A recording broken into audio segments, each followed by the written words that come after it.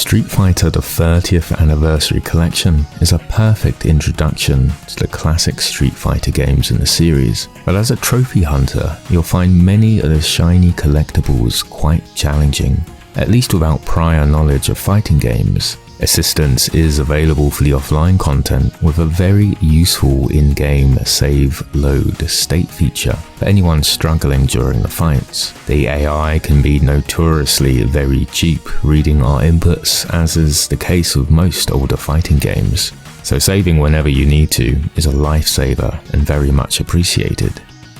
There won't be any help playing online, however, to earn the difficult and ultra-rare online trophies other than your sheer determination.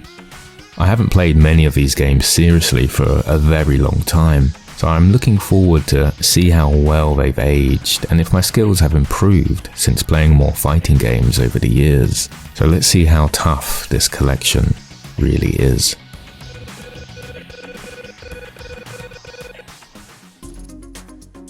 The path to 100% is a simple one. You'll be tasked with completing every iteration of the series up to Street Fighter 3rd Strike, fighting the secret boss Akuma in Street Fighter 2 Turbo, and most difficult of all, working your way up through the online ranks for several online trophies. The end goal here being to earn the blue belt for achieving 1055 rank points in one of the 4 online available games. This one is an ultra-rare silver trophy, and ultra-rare for good reason. Fighting real people online is nothing like arcade mode. First things first though, the collection itself consists of 12 games and there's a trophy for finishing each. Capcom are notorious for releasing yearly updates to sequels, seemingly happy to slap new words on the end of existing games. Street Fighter 2 is no exception, with 5 versions present here. Each new iteration had meaningful content additions like balance changes, new special moves, mechanics, and even new characters. Just nowadays, things like this would likely be DLC. The only miscellaneous trophy is to fight Akuma from Hyper Street Fighter 2, which can be the hardest trophy or the easiest in the game. So we know how to get the trophies. Nothing to do other than to go for them. I plan on trying out the online to work out what game I want to focus on, then completing all the arcade single player content before returning online to earn the blue belt. My first trophy was for fighting my first online match, which I did in Street Fighter 2 World Warrior. It was laggy as all hell, but the majority of online games I managed to play were actually very smooth in the end. I moved on to my favourite Street Fighter in the collection, Alpha 3. The Alpha series is something I grew up playing as a teenager, whereas Street Fighter 2 and its different versions were played growing up on the SNES. The Alpha games are actually prequels to Street Fighter 2, featuring younger versions of established characters, as well as brand new and unique characters who became staples in later games. Sakura was my main character in Alpha when I was younger, but since getting the Street Fighter 5 Platinum, I felt more at home using Karin. She is amazing in Alpha, really top tier. It's wonderful that what I learned in Street Fighter 5 could be reverse engineered back into Alpha 3. After some cool, unique fights leading to Bison, I was totally unable to defeat him. I still ended up earning the trophy because I lost so much. It popped some kind of bad ending which counts for the trophy. I'm not really complaining, I was trying to learn enough to beat him though, but obviously the game felt sorry for me. An interesting start to my first arcade trophy in the collection. I went back online to earn back my pride, focusing on Street Fighter 2. The most efficient thing to do is to play only one online game, as your ranked points are separate per game. There's only really fundamentals to rely on, anti-air, jump-ins and special moves. I felt options were limited to actually play well, and I knew once I reached the higher ranks, the less chance I would have at progressing. I did manage to win 30 online games here and be promoted to my first belt, another 2 trophies down. I found SF2's online enjoyable, but decided my future online trophies would be better spent on Alpha 3. I felt like I was better at that game than I was at SF2, with more moves available, counters and supers to consider. Before that though, it was time to focus on the other single-player arcade trophies for each game. I completed so many Street Fighter 2s. The original, featuring the starting 8 characters, the World Warriors. Champion Edition, which added the 4 boss characters to be playable and a balance patch. Hyper Fighting, this one added new special moves and faster gameplay. Super Street Fighter 2, the new challenges, which saw Cammy, DJ, T-Hawk and Fei Long join the roster. And finally, Super Street Fighter 2 Turbo, the pinnacle of SF2. This added more revisions, added supers to the game and introduced the legendary Akuma. Some matchups in these older games are hilariously one-sided. I mainly used Balrog, E-Honda and Sagat throughout. I got to enjoy all the original music and arenas. It was so cool to spend some time in this early 90s era and earn some of the trophies on the way. It was time to move back into the Alpha era though. I enjoyed using Rose in Alpha 1 and Sakura in Alpha 2. Again, I really enjoyed seeing all of the unique stages and music that I had forgotten about, especially this awesome Chun-Li level from Alpha 2. Bison seemed easier in these games as a final boss, as did the arcade playthroughs in general, so I easily earned another 2 trophies. And then I really went back in time to the earliest version where it all started. Street Fighter 1, released in 1987. This game is old as everything's clunky and slow, unresponsive. It's also stupidly easy until it becomes the hardest game in the collection. A classic coin-up experience designed to lure you in with its accessibility and then adds a difficulty spike to eat your coins at the arcade. It was very interesting to see characters I was familiar with from later games in the series like Birdie, Gen and Adon. Birdie is an absolute menace in this and definitely the first wall I encountered. I ended up having to swallow my pride and save between every round as I could just not make any progress in a full, fair fight. Adon was also a bastard where I considered saving between every successful hit, but I hilariously worked him out at the end of the second round with this probably blatant exploit.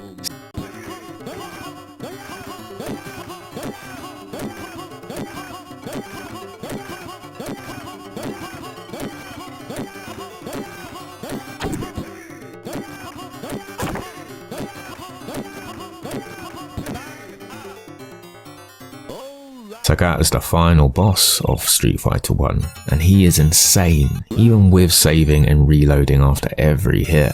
The amount of times this guy melted me with just 2 moves.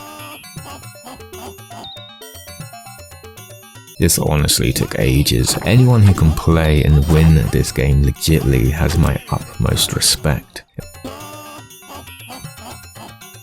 It wasn't until I was actually able to perform special moves did I win, and I think that's the key to Street Fighter 1. The specials are really overpowered but very difficult to do, even though they share the same inputs as, later Hadoukens. This one was great for nostalgia, seeing and playing it for the first time. Street Fighter 1 is just something you don't see very often, but I don't think I would play it if there wasn't a trophy for it. Street Fighter 3 is something I never played at launch. Any versions, I never picked any of them up. It always seemed like the black sheep of the series to me, and the characters were a bit strange compared to what I was used to. But now I know I'd missed out. Everything from the pixel art to the music, the systems in place like the universal parry, it's just wonderful. It's honestly fighting game perfection. It's so cool this collection has brought together these games, these opportunities for me to appreciate how good they really were. It's no wonder this game spawned one of the most hype moments in fighting game history.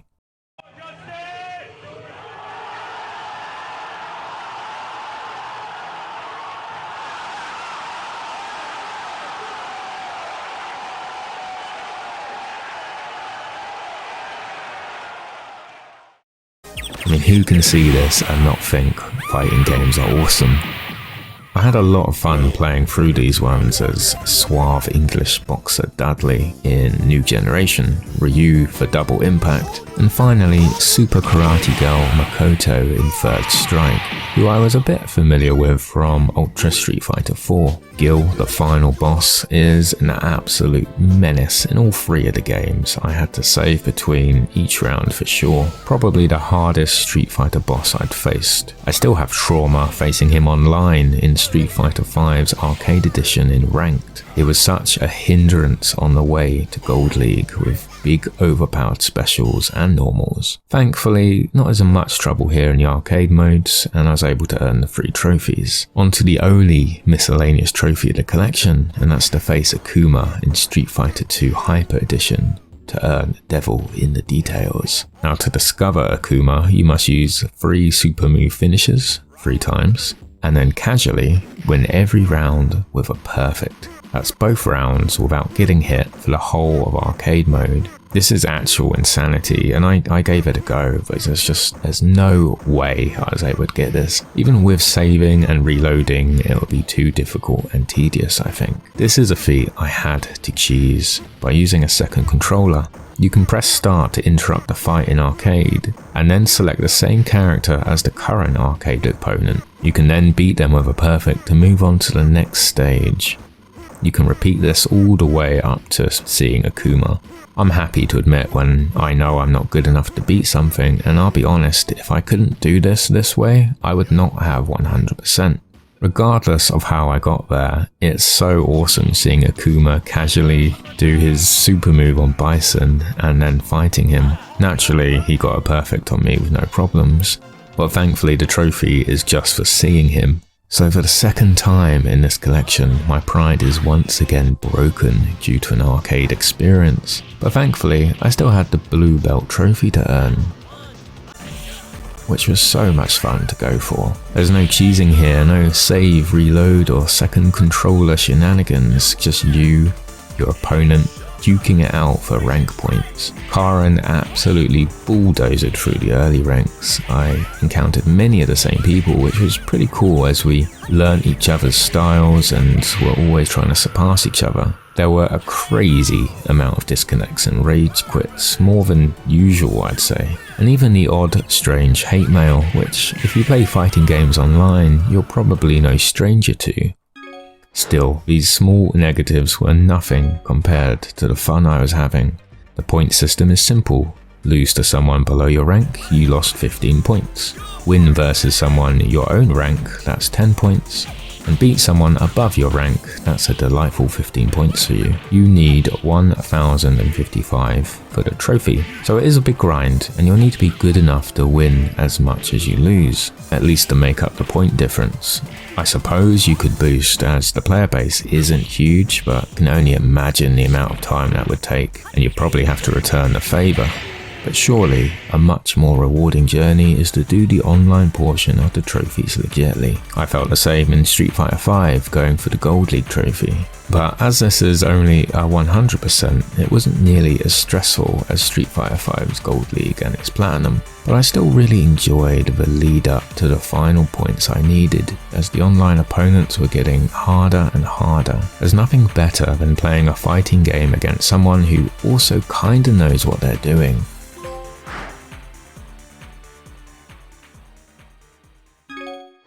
So as you can tell, I love fighting games, pretty much all fighting games, even more so when there are difficult trophies involved. Street Fighter 6, Mortal Kombat 1 and Tekken 8 are all fantastic, but their trophies are notoriously easier than others, like Street Fighter 5's and any Marvel vs. Capcom game. I plan on making videos of whatever fighting games I platinum soon. MK1 and Tekken 8 can be very easily earned, so they are on the horizon. But at the moment, I'm still grinding away quite happily in practice, playing lots of ranked and playing online against my friends.